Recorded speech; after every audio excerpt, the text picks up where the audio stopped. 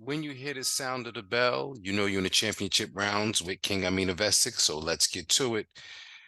Talk a little bit about last week's action because it plays into what's happening a little bit this week's action and beyond. So first things first, we had some good wins by Maricela Cornejo. She defeated Kiki Wyatt in their welterweight division bout. Fran Hennessy, she had a good win, moved to 3-0. She's a prospect out of the UK. I think she's in the featherweight division, something like that.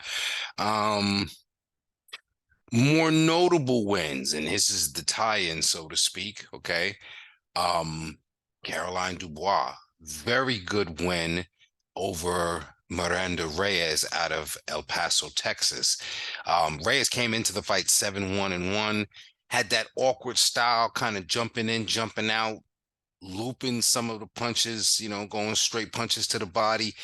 Very competitive, although we saw the levels of class that Dubois exhibited. You know why I call her the best 135 pounder, because she can mix it up. It's the boxing wit, the punching. Bad intentions, definitely intentions on her punches, to quote Zarina McCoy. So yeah, everything you'd like to see, and she moved to what, 9-0? Okay. Um, WBO champion. Yeah, so, pretty distinguished career, still very early on, but we know that she is looking for a unification, right? Because Taylor vacated all the belts. We'll talk about someone else or maybe two other people that are contending for titles in the lightweight division. But definitely a good win for her. Also, Jasmine Artiga, I'll start there. Tampa's own. Super flyweight division. She absolutely destroyed Nancy Franco. And as I thought about it, I'm saying to myself, damn, um, where does she go?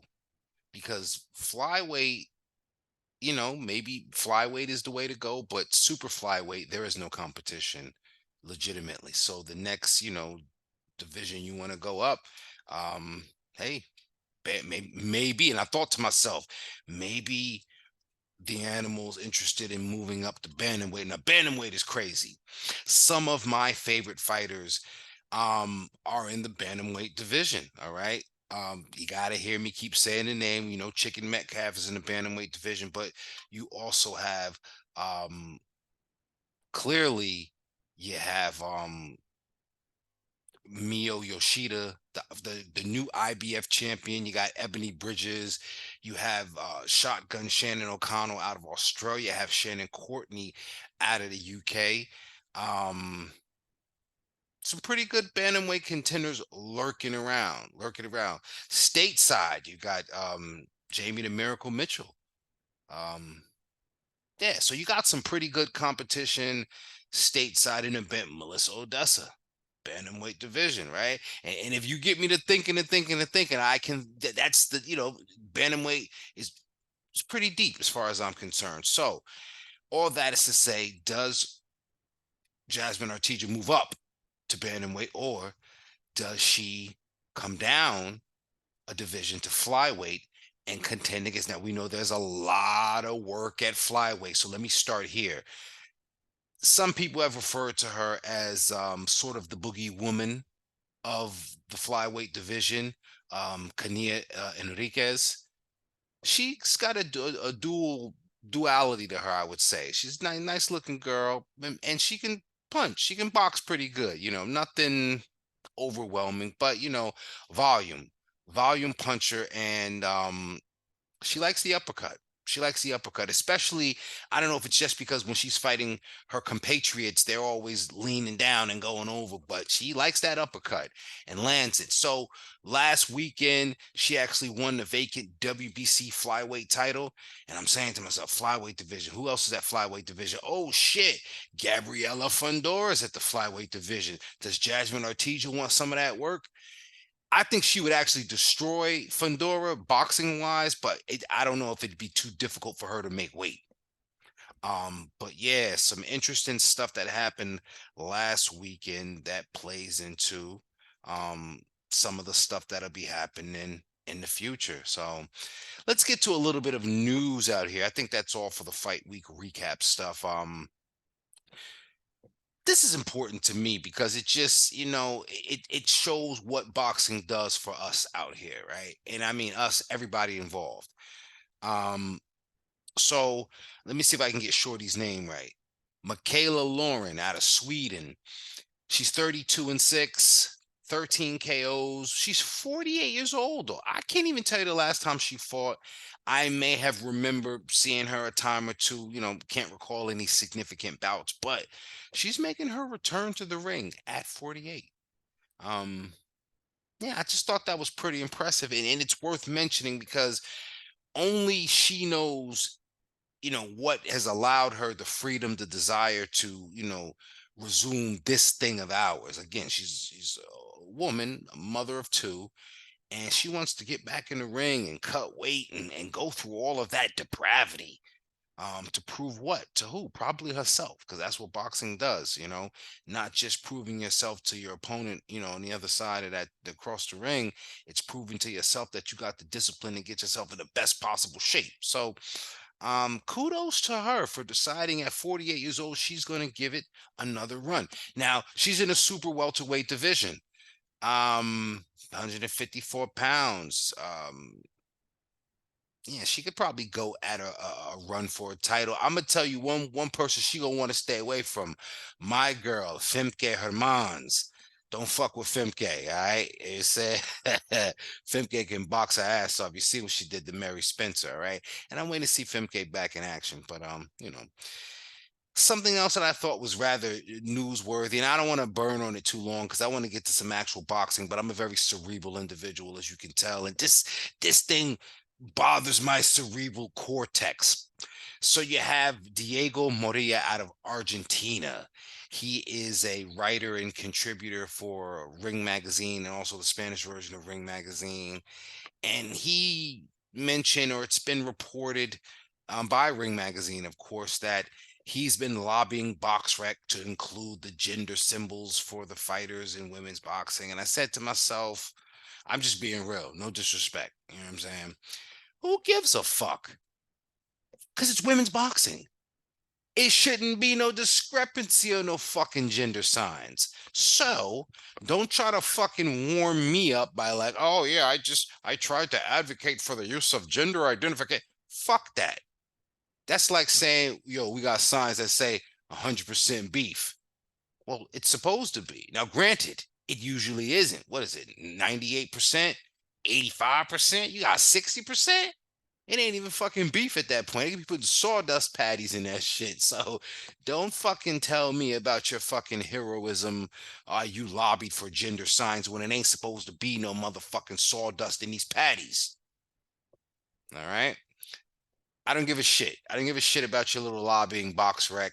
And I hope BoxRec don't be trying to this. We need to avoid the type of bouts and matchups where we're even trying to decide whether or not the motherfucker got an upside down arrow or not. All arrows should be pointed down. It's women's boxing. Get the fuck out of here. You got me going on a rant. Speaking of, we got some fights coming up this week because that's the only fights I'm interested in. All right. Not fighting with you media types and bullshitters. I mean, this is just, I like to stick to the specifics of the sport.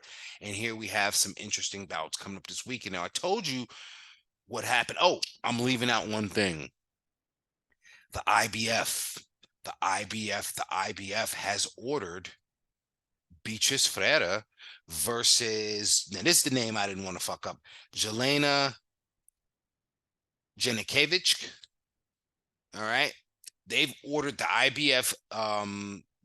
It's a vacant title bout between those two lightweight division. Now, it was previously discussed, and it's being reported that Caroline Dubois, you heard me just talk about Caroline Dubois. Apparently, she turned down this matchup for the vacant title. And I'm not one of those people that's going to say, scared, duck, this and that. I'm not in it because maybe she has another route and she's more interested in unifying with somebody else I'm going to talk about who's fighting this weekend because it's a big domestic fight in their mind, in their eyes. And quite frankly, it probably would be less risk, although it would be hella entertaining. But suffice to say, Brazil's own Beatriz Ferreira has the opportunity to fight for the IBF title. She is signed to Matchroom. Definitely more of a puncher than boxer, but she is an Olympian, so don't discount any of her technique. It's just, that's her style. It's entertaining. Beatriz the Beast Ferreira is, she may have the opportunity to become a world champion and contribute to women's boxing. Love to see how that turns out for her. But yeah, Caroline is not interested in that. Maybe she's going the WBO and then looking for the WBA. Okay. And I think that WBA would come by virtue of Rhiannon Dixon. All right. I got some notes right here because what I think happened is, right? Yeah. So, this is long winded. This weekend, you have Karen Elizabeth Carabajal out of Argentina. She's scheduled to fight Edith Soledad. This is in Argentina. Carbajal's only loss is to Katie Taylor. She's 21-1. Okay, cool. Edith Soledad Matisse is 17-15. This is literally a stay busy fight because Carvajal is scheduled to fight Rhiannon Dixon for the vacant WBO. So this is where Caroline Dubois comes in, all right? Dubois, she sits back, defends her IBO, waits for the winner of Carvajal and Rhiannon Dixon. If it's Dixon, it's a big domestic fight in the UK. So then she'll have the WBO and the IBO, right? Unified champion at 135, okay? And then she can circle back for that fight if and when it happens, all right? Which brings us to what I'm saying this weekend, right? Carvajal could upset the apple cart, all right? Literally, it's already scheduled on BoxRec. She's scheduled to fight Dixon. So, I don't see Edith fucking up the apple cart, but yeah, it's a lot of interesting that could happen. That said, something happened along the way. All right. Let's hope that something does not happen. All right. But tune into that one. Like I said, it's live from Argentina. Carvajal versus Matisse for I guess a mandatory at a vacant WBO title. Yeah. But beyond that, or in addition to that, you have my women's boxing prospect of the year also fighting this week, Shannon Ryan. And she's fighting another undefeated prospect. They're both 6-0. This is a super flyweight division bout. Now, Artiga, Dixon, it's a great fight, but there's nothing on the line. Nothing on the line. Nothing on the line. And I think they're quite a ways apart from where they stand when it comes to title contention. Although I must say, we know how they do in the UK. All right, Sandy Ryan, she should be the undisputed champ, but 6-7 bouts, she done did it. All right, they're trying to move Lauren Price just as fast. All right, so Dubois in her first title defense. I just don't think Shannon Ryan is right there yet because she hasn't beat up enough of her, opponents in her division just yet. Meanwhile, Artiga, like I said, strategically defeated Nancy Franco, who has been in there with, like I said, the likes of Serranos and Estrada and so on and so on. So yeah, Shannon Ryan and Jasmine Zapotokna, both 6-0, and they will be in action this weekend. I forgot on what card it is. But yeah, be sure to check that out. It's pretty thin on the rest of the action in the world of women's boxing, but if you hear peep, it'll probably be me making the noise, because I am the foremost authority on women's boxing. And I say that proudly because it's just such an interesting element within this thing of ours. And this thing of ours is truly is ours. Drop a like, drop a comment. Feel free to disseminate this information, pass it off, and pretend that you learned it all on your own. But certainly, the more we circulate this good energy and these good vibes and this good information from boxing, certainly it'll be a job well done for us all. Thank you guys for tuning in. Share this, and until next time.